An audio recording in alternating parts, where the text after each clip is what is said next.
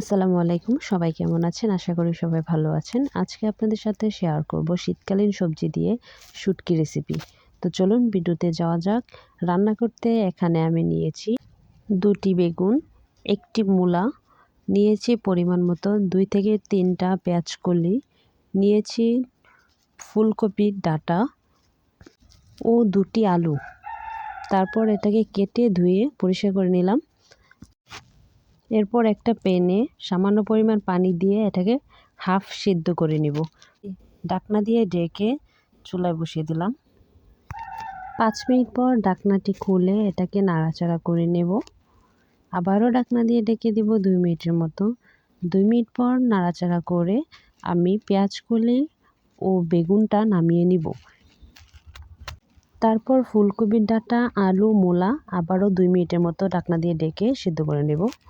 2 minute পর এটাকে নামিয়ে নিব। চুলায় একটা প্যান বসালাম। প্যানটা গরম হয়ে আসলে এর মধ্যে দিয়ে দিব পরিমাণ মতো সয়াবিন তেল। তেলটা গরম হয়ে আসলে এর মধ্যে দিয়ে দিব পেঁয়াজ ও রসুন কুচি, নাড়াচাড়া করে নিব। এর মধ্যে দিয়ে দিব স্বাদ অনুযায়ী লবণ। লবণটা দিয়ে নাড়াচাড়া করে এর মধ্যে দিয়ে দিব আগে থেকে ধুয়ে পরিষ্কার করে রাখা 4টা শুটকি। এখানে সবজি অনুযায়ী শুটকিটা দিবেন। ঢাকনা দিয়ে ঢেকে দেব 2 মিনিটের মতো, একদম মিডিয়াম লো আছে, নয়তো কিন্তু পেঁয়াজটা পুড়ে যাবে।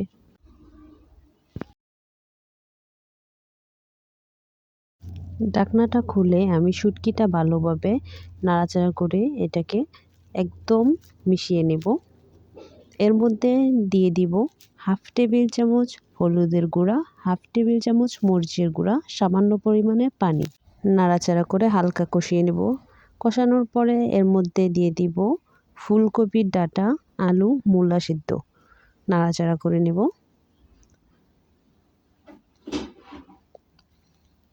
ঢাকনা দিয়ে ঢেকে দেব 2 মিনিটের মতো, মিডিয়াম আছে।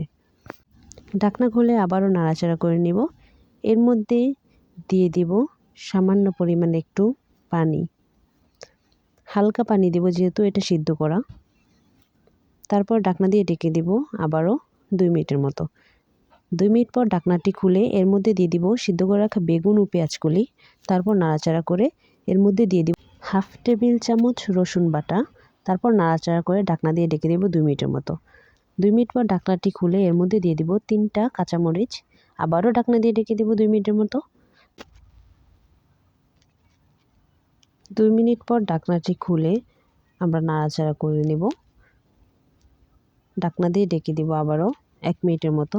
আবারও 1 মিনিটের পর ঢাকনা দিয়ে খুলে নাড়াচাড়া করে একটু শুকনা শুকনা করে নেব। দেখুন দেখতে কতটা লোভনীয় হয়েছে। আমার রান্নাটা শেষ। চুলাটা অফ করে তরকারিটা সার্ভ করে নিলাম। দেখুন দেখতে কতটা লোভনীয় হয়েছে। এটা খেতে কিন্তু বেশ ভালো লাগে। আল্লাহ হাফেজ।